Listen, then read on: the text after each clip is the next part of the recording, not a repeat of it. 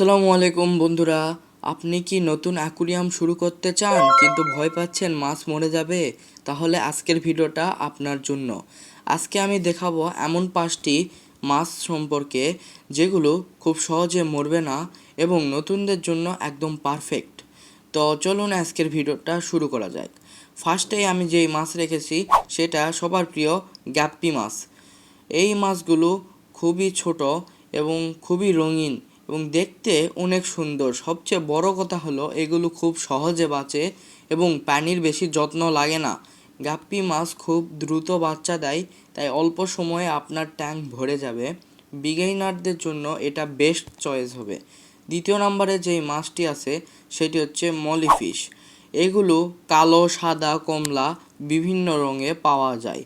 মলি মাছ একটু নোংরা পানিতেও টিকে থাকতে পারে, তাই নতুনদের জন্য খুব বেস্ট একটা চয়েস হবে। এগুলো শান্ত স্বভাবের, তাই অন্য মাছের সাথে সহজেই রাখা যায়। ছোট একটা টিপস, পানিতে অল্প লবণ দিয়ে এরা আরও ভালো থাকে। তৃতীয় নম্বরে যে মাছটি আছে সেটি হচ্ছে প্ল্যাটি। এই মাছগুলো খুবই সুন্দর রঙের হয়, লাল, হলুদ, নীল। প্ল্যাটি মাছ খুব সহজে পরিবেশের সাথে মানিয়ে নেয় এবং খুব কম যত্নেই বাঁচে। এগুলো খুব শান্ত, তাই কমিউনিটি ট্যাঙ্ক এর জন্য পারফেক্ট। এক কথায় লো মেইনটেনেন্স ফিশ।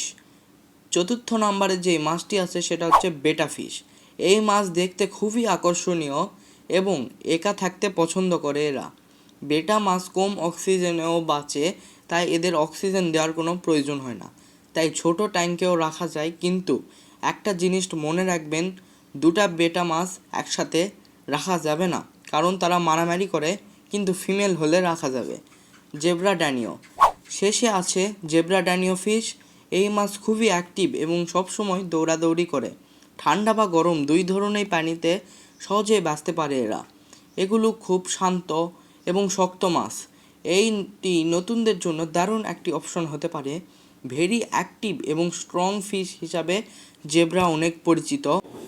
তো বন্ধুরা, এই ছিল নতুনদের জন্য 5টি সহজ অ্যাকুরিয়াম মাছ, যা আপনাদের কাছে থাকলে মরবে না বললেই চলে। আপনি যদি নতুন হন তাহলে এই মাছগুলো দিয়েই অ্যাকুরিয়াম জার্নি শুরু করতে পারেন। আর আরও ভিডিওর দরকার হলে আমার চ্যানেলে আছে, আপনারা দেখে আসতে পারেন। সেটা দেখেও আপনাদের জ্ঞান আরও বাড়াতে পারেন এবং মাছ পালা শুরু করতে পারেন। ভিডিও ভালো লাগলে লাইক করবেন আর এমন আরও ভিডিও পেতে চ্যানেলটি সাবস্ক্রাইব করবেন। আল্লাহ হাফেজ।